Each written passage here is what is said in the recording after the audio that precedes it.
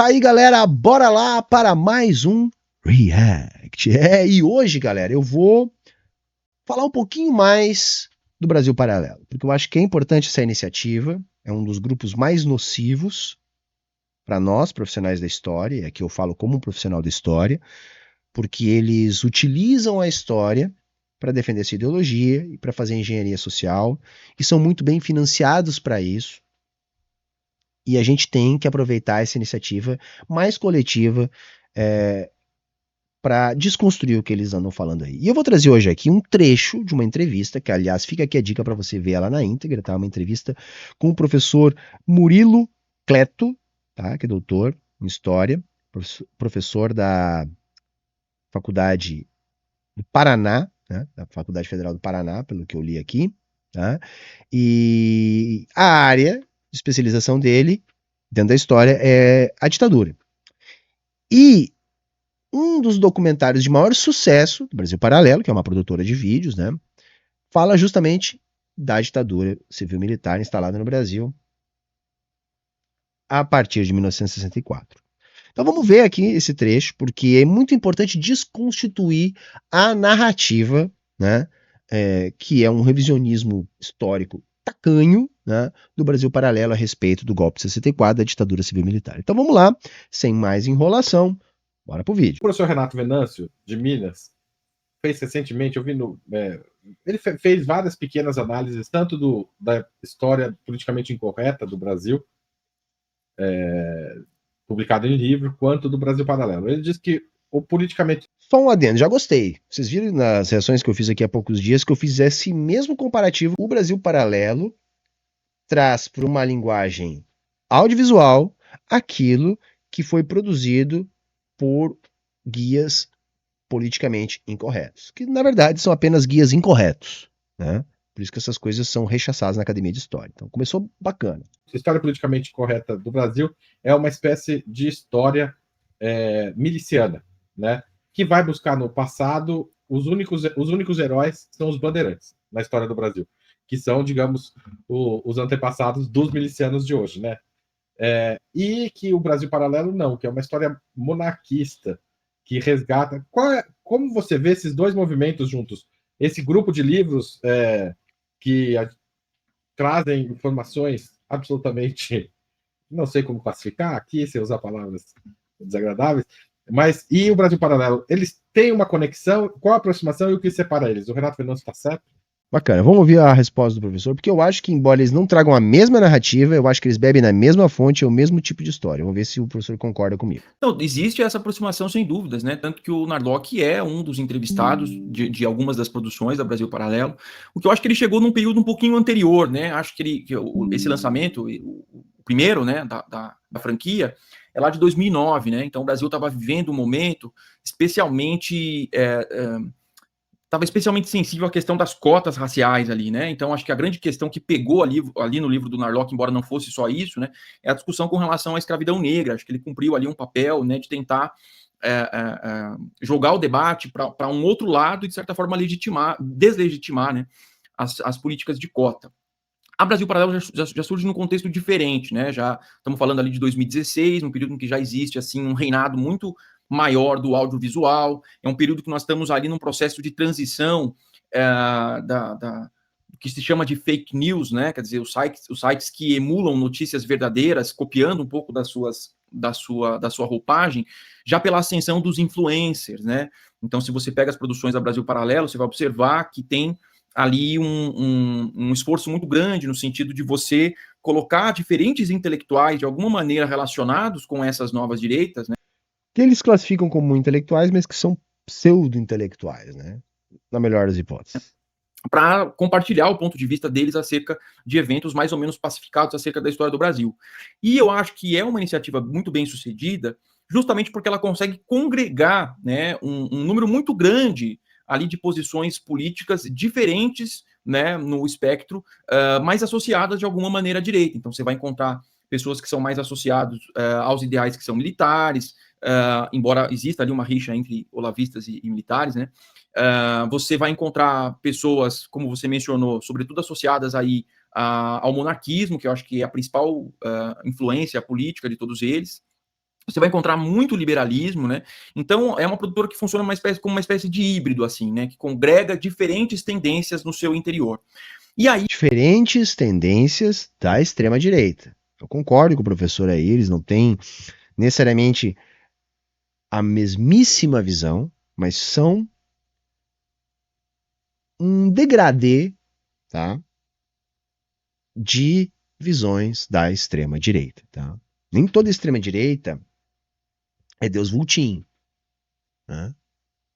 Mas eles vão ter pontos de convergência. E ela vai tentar ampliar esse leque de, vamos lá, possíveis heróis, né? Eu acho que nesse sentido, principalmente, né, pensando ali no Dom Pedro I e no Dom Pedro II, né? Existe, inclusive, um esforço, né, de tentar construir a imagem do Dom Pedro II como lá um grande abolicionista, quer dizer, uma pessoa que passou ali boa parte do século XIX lutando para libertar os escravos e tudo mais. E uma das coisas que eu comento na tese é que ele não conseguiu, né? Foi difícil. Pois é, o que eu comento na tese é que, assim, esse esforço retórico, ele é muito similar ao que as novas direitas produzem em relação aos seus líderes populistas do presente, né? Porque parece que eles são todos, assim, grandes lutadores contra o sistema, né? Como se nós estivéssemos falando de sujeitos coitadinhos, né? Que são carregados de boas intenções e que, no fim das contas, o sistema não os deixa agir, né? Então, a interpretação que se imprime... Perfeito, e assim, o que é bizarro, né? Tem duas coisas aí. O cara defende o sistema, o cara defende o status quo, o cara defende o capital manda em tudo, mas esse cara é oprimido pelo sistema. E segundo, é sempre a partir de uma perspectiva de superioridade moral do indivíduo que luta pela liberdade. Então você traz conceitos absolutamente abstratos, liberdade, democracia, patriotismo. Pô, o cara tá falando em liberdade, mas tá defendendo o capital, que cerceia a liberdade. O cara fala em democracia, mas defende a ditadura do capital e às vezes até mesmo uma ditadura militarizada, instrumentalizada pela burguesia. Então o cara fala liberdade, o cara fala democracia, né? São chavões. O cara fala em patriotismo, rolado numa bandeira dos Estados Unidos, nascido e criado no Brasil. Mas pega por causa dessa visão aristocrática de mundo, que é o fio condutor do pensamento da direita. Essa certeza que eles têm de que existem seres humanos melhores e seres humanos piores. E eles são os melhores. E é uma superioridade moral. Moral. Que não precisa ter conexão com a realidade. Veja, Bolsonaro, por exemplo. Bolsonaro é um vagabundo. Nunca trabalhou. Enquanto presidente, chegava às 10 da manhã e embora meio-dia. Trabalhava 2 vezes por semana. Nunca tinha agenda. Brada em nome da iniciativa privada, mas viveu às custas a vida inteira do serviço público, cabide de emprego de político, e ainda colocou toda a família a mamar nas tetas do Estado. Mas tudo isso passa, por quê?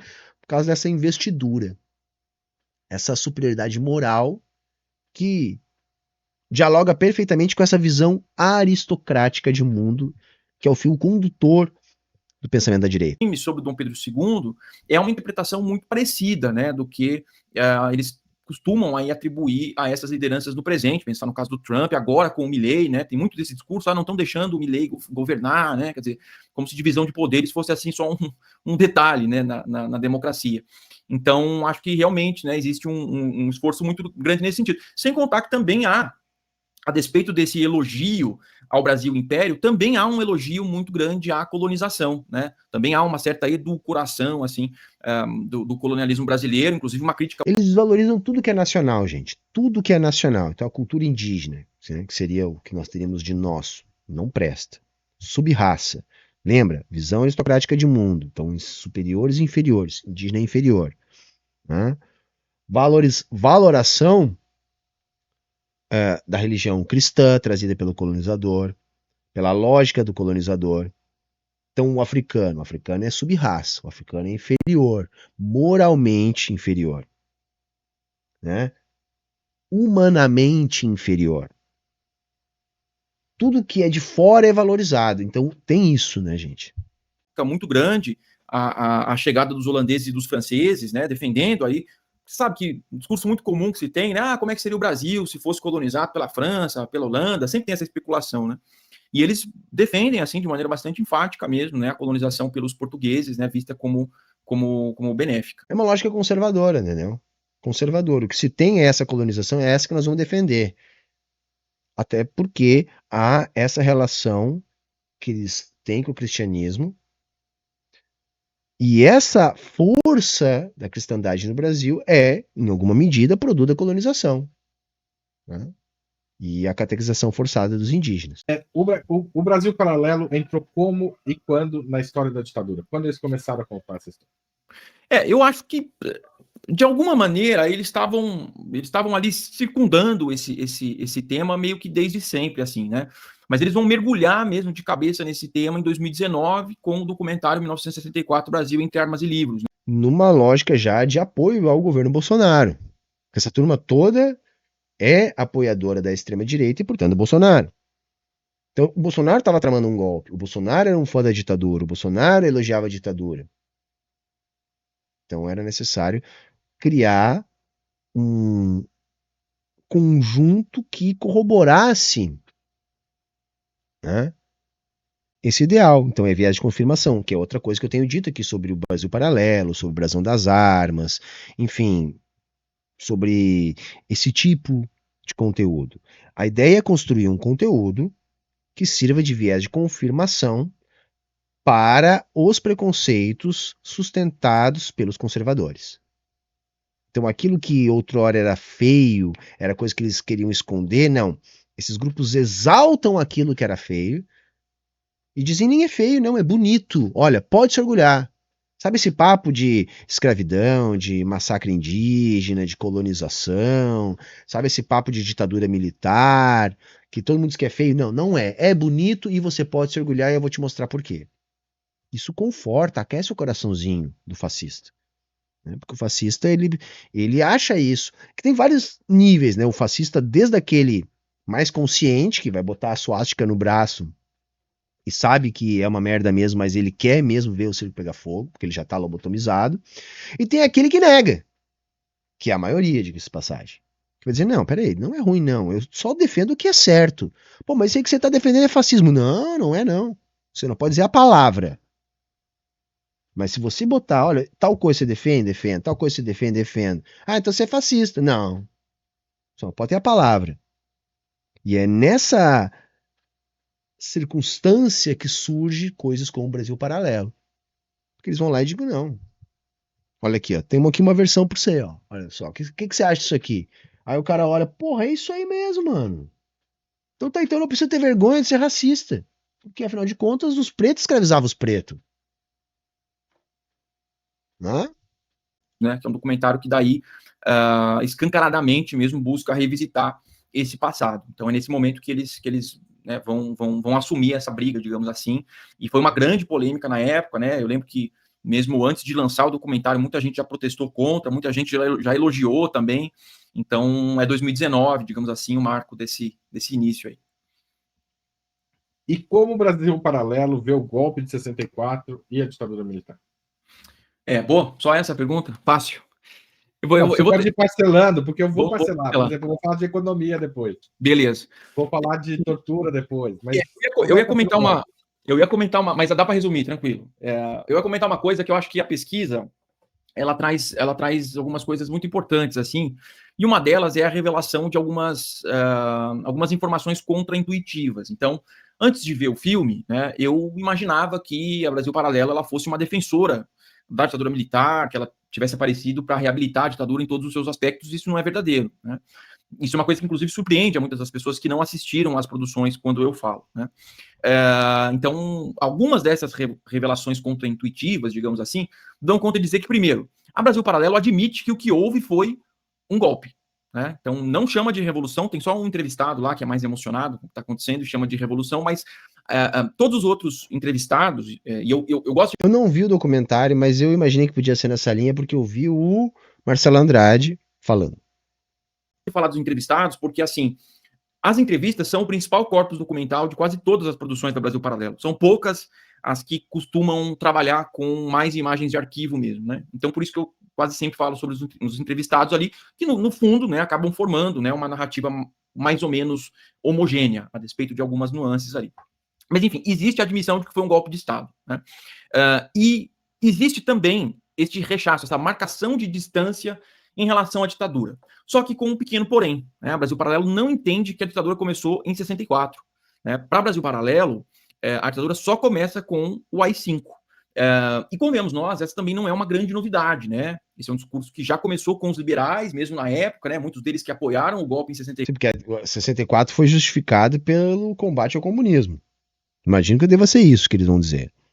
E a coisa só ficou realmente feia em 68 com as 5. E depois acabaram desembarcando do regime, né? Entendiam que até então que se tinha ali uma espécie de regime saneador, né? Que eliminaria ali o risco do comunismo, tomar o poder, não sei o quê. E aí, só em 68 mesmo começaria a ditadura. O Marco Antônio Villa, né? É um dos mais conhecidos defensores dessa tese, por exemplo.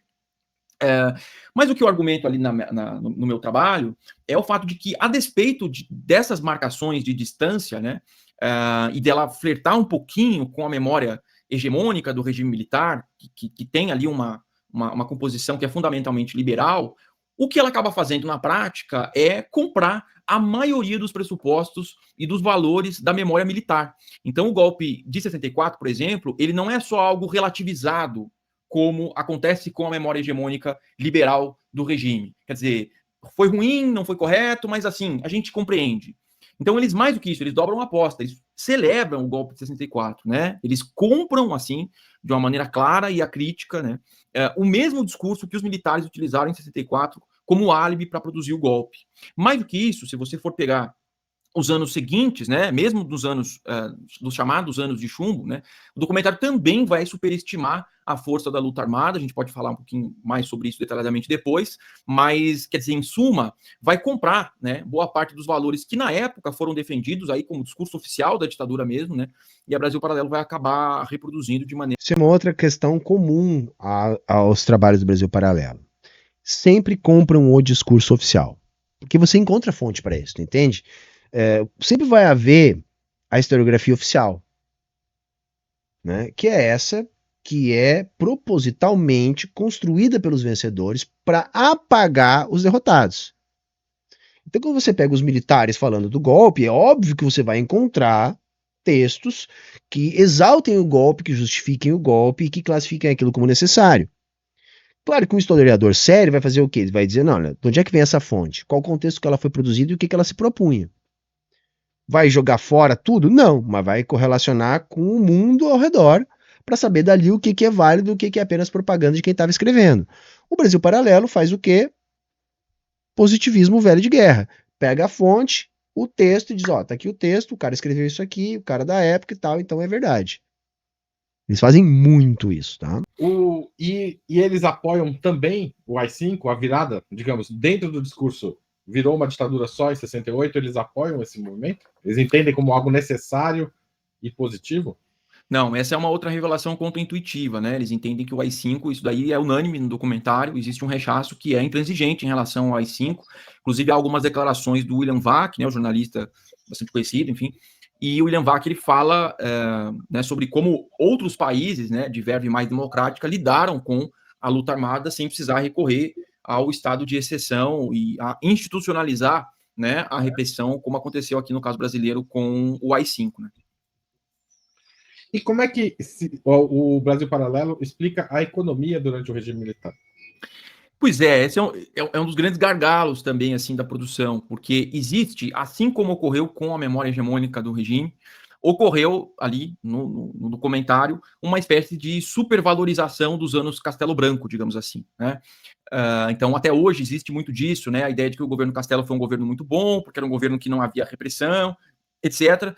E era um governo, a gente sabe, muito... De todos os governos que existiram durante o regime, foi o governo mais diretamente alinhado com os interesses dos Estados Unidos, né? Era um governo que tinha uma orientação... É isso. A orientação veio de lá, era a orientação da Escola Superior de Guerra, E é falso, como eu já disse aqui, dizer que não houve repressão política no governo do Castelo Branco. É lógico que no Costa Silva ficou pior, tá? Mas as cassações dos direitos políticos, o estabelecimento da polícia política, da censura, tudo começa ainda no Castelo Branco, então não justifica isso aí. De abertura econômica e comercial muito maior do que outros governos que vieram a seguir, né? Acho que isso tem um pouco a ver com o contexto também, quer dizer, os americanos estavam diretamente interessados no golpe, acho que para os militares era interessante fazer esse afago, digamos assim, né, num primeiro momento e tudo mais. E como a produtora é uma produtora muito orientada por valores que são de ordem liberal, né, e também, sob diversos aspectos, próxima dos interesses americanos neste sentido, existe essa aproximação com os anos Castelo Branco. E o dado curioso é que quando começa essa inflexão nacional desenvolvimentista dos militares, existe ali no documentário uma certa sugestão de que a ditadura não teria sido necessariamente de direita. Esse é um outro discurso que costuma aparecer em produções da direita radical, né? É isso, eles vão usar o keynesianismo que eles dizem, né? E aí vamos entender o seguinte, não dá, gente, pra gente chamar keynesianismo de esquerda, tá? Keynesianismo é direita, porque Keynes era um cara de direita, eu sempre explico isso, né? O Keynes, ele não queria superar o capitalismo, ele queria salvar o capitalismo, né? E ele consegue. Mas nem keynesianismo foi que a gente teve na ditadura, porque o básico ali do beabá, do que se chama de keynesianismo, tá? Porque também, não dá pra falar assim, mas enfim, né? O senso comum é assim que a gente trata. A base do que seria esse keynesianismo aí seria aquela ideia do Estado financiar o seu desenvolvimento com déficit público, ou seja, utilizar, né, o poder de emitir moeda para resolver o problema da crise de falta de demanda. Então seria mais ou menos isso, a ideia que se popularizou como sendo a ideia keynesiana. E não foi isso que o Brasil fez. O que o Brasil fez foi uma política de Estado empreendedor com dólar emprestado dos Estados Unidos a juro. Aliás, isso vai ser um dos agravantes da nossa crise inflacionária, né? Que parece que a galera não lembra que quando a ditadura foi embora, ela deixou de presente um monstro da inflação dificílimo de controlar. Mas o que eu sempre explico a respeito desse ponto é que essa ideia de Estado empreendedor era paradigmática no mundo capitalista na época. Isso era o que os Estados Unidos faziam, o que a Europa fazia, enfim, o que todas as potências capitalistas faziam da época. A diferença é que eles estavam fazendo com o seu próprio dinheiro. Mas como aqui a ditadura também serviu para atender a interesses dos Estados Unidos, veio a calhar que isso fosse feito com o dinheiro deles, até para a gente continuar comendo na mão deles e continuar subserviente e continuar preso a contratos, a dívida externa, a transferência estrutural da riqueza. Então, assim, primeiro que keynesianismo não é esquerda, é direita. E segundo que nem dá para chamar de keynesianismo que fizeram aqui. Porque essa ideia de Estado empreendedor, estatais e tudo mais, é o que se tinha no mundo inteiro. Tá? Se você pega o livro do Flávio Gordon, por exemplo, a corrupção da inteligência lá, ele já fala isso, né? Que a ditadura não era de direita, ela era simplesmente militar, né? E aí a prova disso seria a orientação nacional desenvolvimentista dos governos que vieram a partir do final dos anos 60, né? Então, existe um pouco desse esforço de limpar a barra da direita, né? Porque existe uma certa coincidência, quer dizer, os anos de chumbo, né? E assim, até porque essa ideia nacional desenvolvimentista, ela nunca foi algo pensado, consciente. Durante toda a ditadura havia uma preocupação com a inflação. Um dos motivos que ensejou o golpe foi a inflação.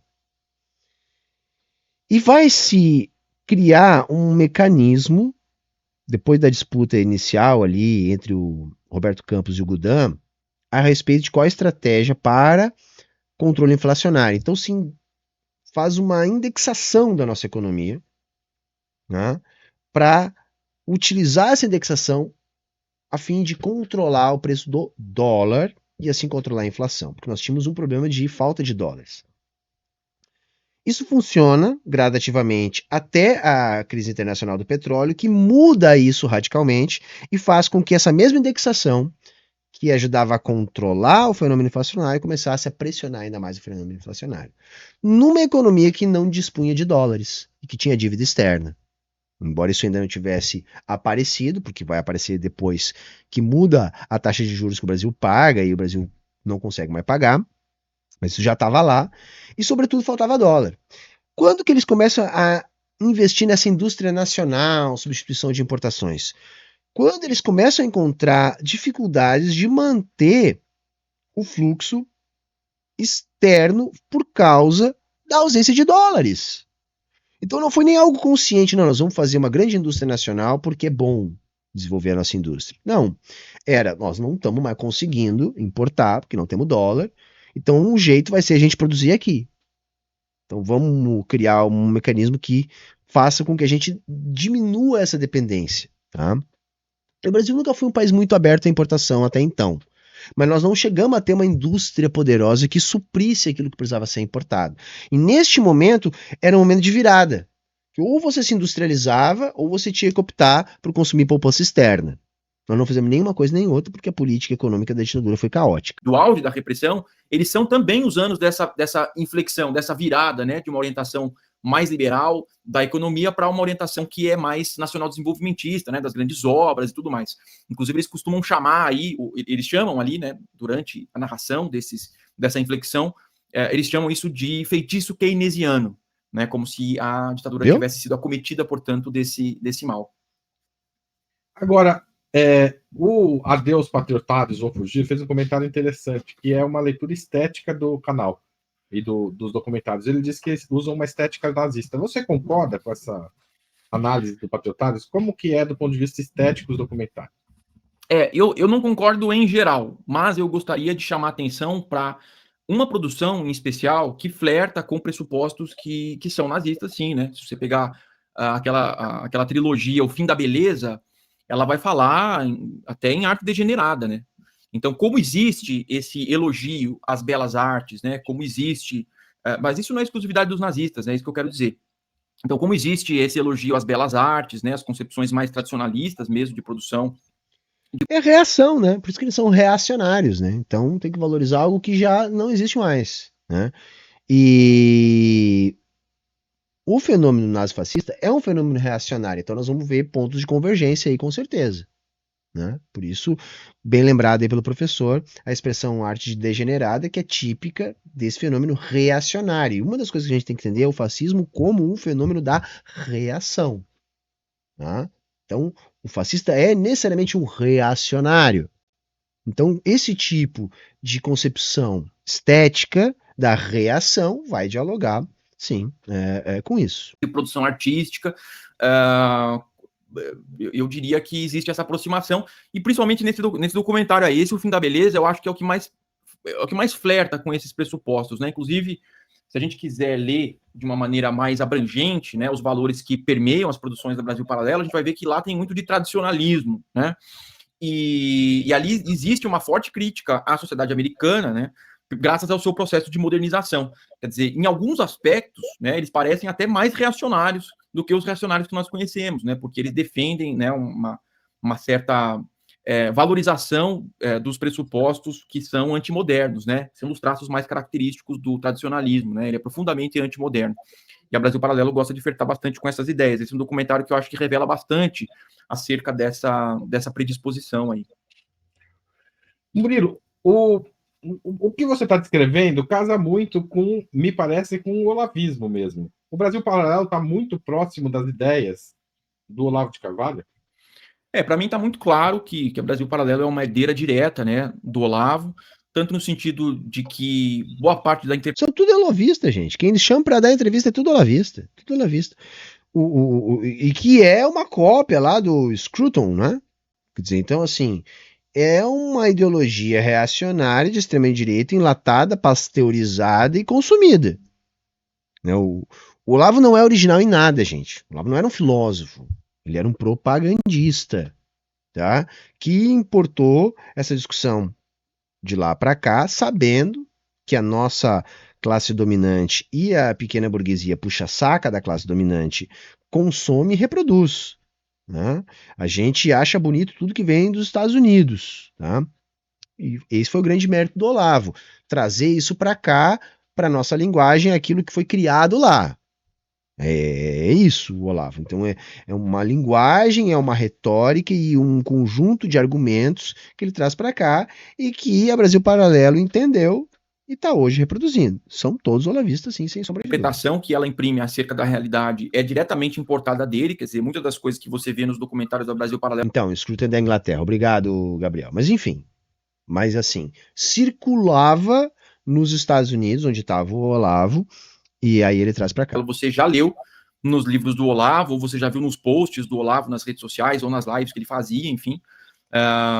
Tanto porque ele é um dos principais entrevistados das produções da Brasil Paralelo. Nesse filme sobre a ditadura mesmo, ele está lá, com a sua presença bastante marcante, né?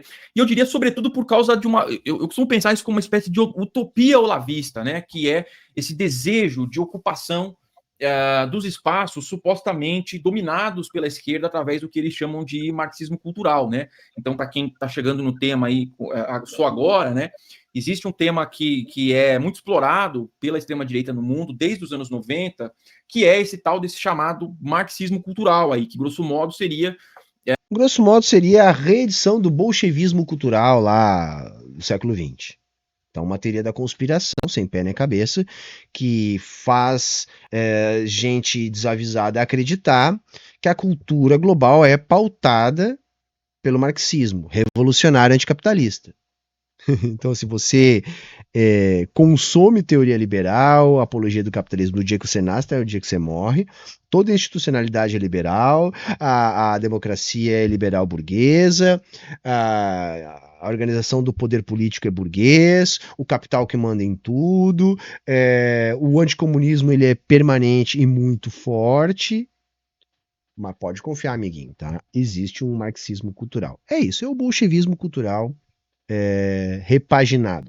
Um esforço das esquerdas em substituir a sua luta no fronte armado, né, por uma luta nos espaços culturais, né, infiltrando-se ali, portanto, no jornalismo profissional, nas universidades e nas artes, né. Então, existe um esforço de denunciar esses espaços como espaços corrompidos, portanto, né, por essa infiltração da esquerda. Mas não é só um exercício de denúncia, também é um exercício de suplantação, quer dizer, é um exercício de substituição.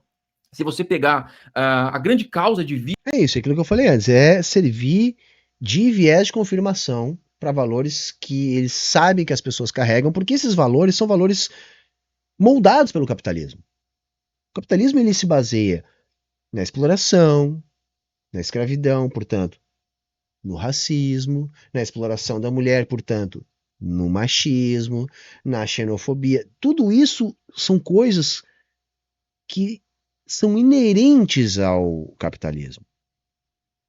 Então é necessário criar um viés de confirmação para essas coisas. Dizer, não, cara, você é racista, mas peraí, vamos explicar isso para você não se ver como uma pessoa ruim por ser assim. Porque afinal de contas, os africanos escravizavam uns aos outros. Os portugueses nem foram tão maus assim. Peraí que eu vou te contar algo que você quer ouvir agora.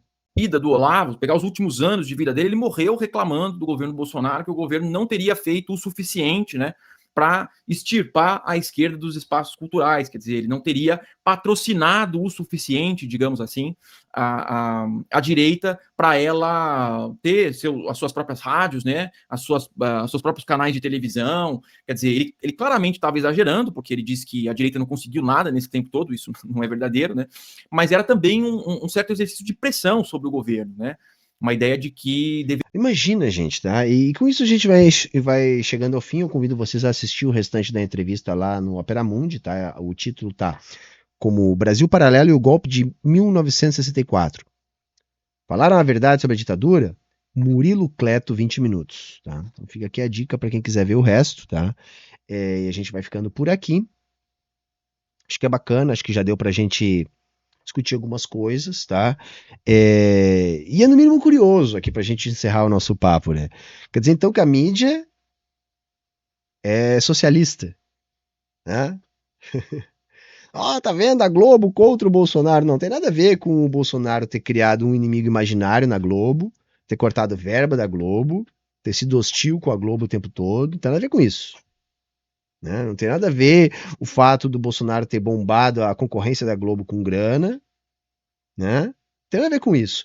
Porque as coisas, gente, por mais que a explicação econômica seja sempre a principal, ela nunca é a única. Então vai ter nuances nisso tudo. Né? Por exemplo, agora, tá todo mundo louco. Mas peraí, a Globo não defende o capital, por que ela tá contra o Elon Musk? Gente, é poder. A Globo quer se manter no poder do controle da informação aqui. O que o Elon Musk quer é controle de poder sobre a informação. Ou seja, ele é um concorrente da Globo nesse sentido. Por mais que ambos defendam o capital, não são exatamente os mesmos capitalistas que estão por trás de um e do outro. E há toda uma narrativa construída pela Globo para conseguir tirar o Bolsonaro para voltar ao poder. Né? Por mais que eles não sejam lulistas, eles querem pautar o lulismo com o seu poder de comunicação, de monopólio. Então é lógico que vai ter esses nuances, mas no geral, toda a grande imprensa é financiada pelo grande capital e defende, em última análise, sempre o interesse do grande capital. Portanto, é simplesmente impossível existir uma mídia de massa socialista no capitalismo. Não há, gente.